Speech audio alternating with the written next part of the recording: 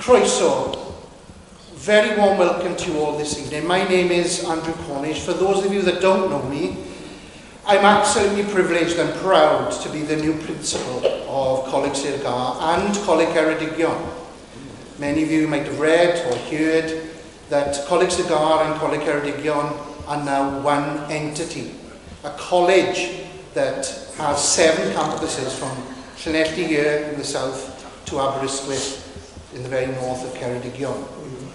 But tonight is not about the college, it's about you as members of the Llanelli Boys Grammar Union and the former Graig Comprehensive School members to celebrate, as you do annually, being part of something very special here at the Graig campus. And we'd like to think that we've carried on that tradition in creating something very, very special. And like many people in this room, we have students that have gone on to a whole host of different careers and achieved their aspirations. We're absolutely delighted with that. You'll see a very different entrance to you, particularly those that were in the old grammar school. And that is set back from this building that you're in now. And the front end of this building is something that we're very, very proud of, and something which is a flagship for our college, which now spreads over those 2 counties. Later on this evening, you will hear from our principal guest and former pupil, Tregelles-Williams, who has helped create a renowned and lasting legacy through the medium of music and the performing arts. Although our community has undergone a significant change since our school days, I believe that all here can play a significant role in its future development. Perhaps as benefactors, mentors, motivators, enablers. What we have here in this venue, for me, is very evocative. It's a place where many, many years ago we came here to school. I was here in the early 50s, and in those days, maybe 300 students, perhaps, something of that sort. Today, having gone through the development at the Graig, we are now in Coleg Sir Gar, where it has 10,000 students, 7 campuses, and covers 3 counties in Wales. So what a metamorphosis that is. And so I'm sure this place has memories for all of us, from the headmaster's study there, and from the rooms in which we were taught, etc. Next month we have the 100th year anniversary of the end of the First World War. So we thought it's certainly important that we commemorate those gentlemen, those students who fell in the First World War, which included 2 teachers. So in that respect, we have produced this booklet here, which you'll see on your table, and there are more copies available. It's quite comprehensive. It lists all the 49 who died in the First World War. It gives their ages, their regiments, when they died, what battle they were killed in, and then some history on some key issues in the First World War, the various major battles, and then each individual pupil, former pupil, who lost their life, and there were 47 of them, which included 2 teachers. So when you have an opportunity, please look at this. It's very emotive. If you stop and look, and for example, the teacher who lost his life, sadly he lost his life at the age of 35. He fought during the war until 1 month before the war ended and got killed, I think, by a sniper bullet. Now, how sad is that? A teacher from this school. I think this is the least we can do for these fallen, and so many sadly did fall in the First World War. And as it says in our book, to the glorious memory of the former masters and boys of Llanelli Boys Grammar, formerly the County Intermediate School for boys who fell in the Great War, 1914-1919. And then we add the words, may we be worthy of their sacrifice. Could I ask you please, if you don't mind, to name someone, former pupil of the Llanelli Boys Grammar School or the Graig Comprehensive School, High School rather, whom you know has passed away in the last 12 months? Barry Simlet. Barry Simlet.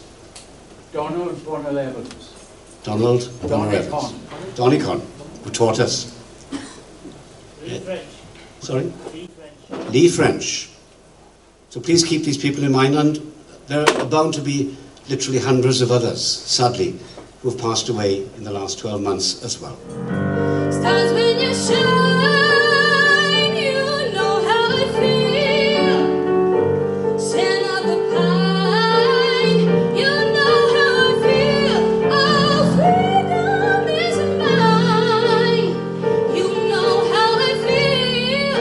It's a new dawn, it's a new day, it's a new life for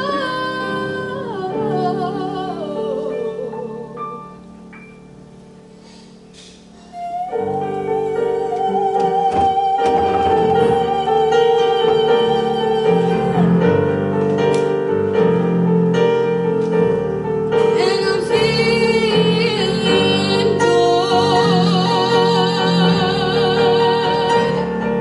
For me, for me, for me, for me, for me,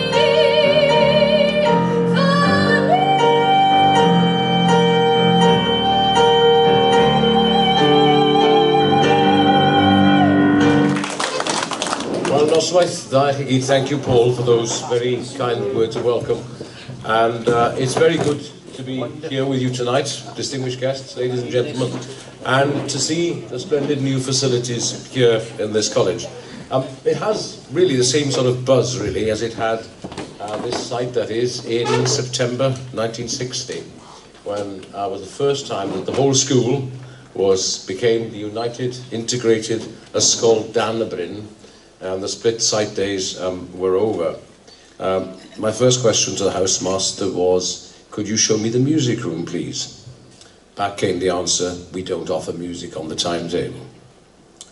I wandered through the dormitories into the washrooms, and I said to him, why is there only one tap on each of these wash basins? Ah, he said proudly, all the boys here wash in cold water. So I prepared my salvo as we walked back to the car. We sat in the car and I said, look, life without music is pretty miserable. Life without hot water is absolutely impossible. I must have been a little monster, but that was the end of Llandovery.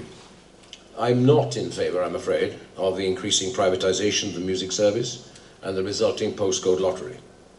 I do think we need a national plan for music education. Do you realise that Wales is the only country in the UK, and I include Northern Ireland, which does not have such a plan in place? I think we need one of those, and we also need the money to be distributed, any money that might be found, against the benchmarks of need and excellence. Here in Llanelli, as embodied by Daisy singing this evening, we have just such an example.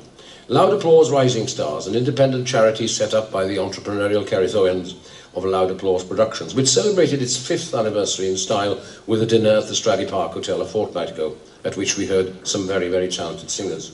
Little did I think that night, as I left the Brangwen Hall, that within 4 years I would be privileged to meet Benjamin Britten, and that in 14 years I would be sitting in a BBC outside broadcast van outside Dresden's Frauenkirche on the western side of the Soviet bloc, by then supervising the sound for a BBC East German television co-production of The War Requiem. And when, in 2014, marking the centenary of Dylan Thomas's birth, and after 10 festivals, I realised that with the help of many partners, I had probably put together the largest festival that I would ever be able to do in Swansea, especially given the economic forecast. So I happily stood down. And I'll therefore leave you with 2 of my mottos. Always leave things on a high and in tidy shape.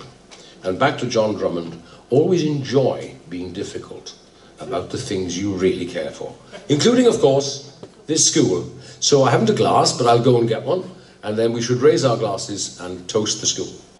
It's been lovely actually to catch up with a lot of people who were in my year in the grammar school. And this was the first year, of course, that the whole school came together on this one site in Booth. So yes, it's great also to see the new facilities here now at Coleg Sir Gâr.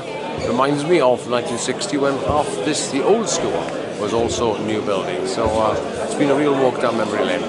Well, I studied music, and it was really just a question of actually finding a job which I thought might be interesting and might offer different kinds of opportunities.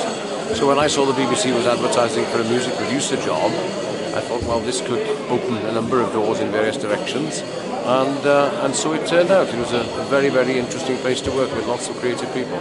I do. They're very precious opportunities to meet people who otherwise you probably wouldn't meet in the natural course of life. So it's been an enjoyable evening.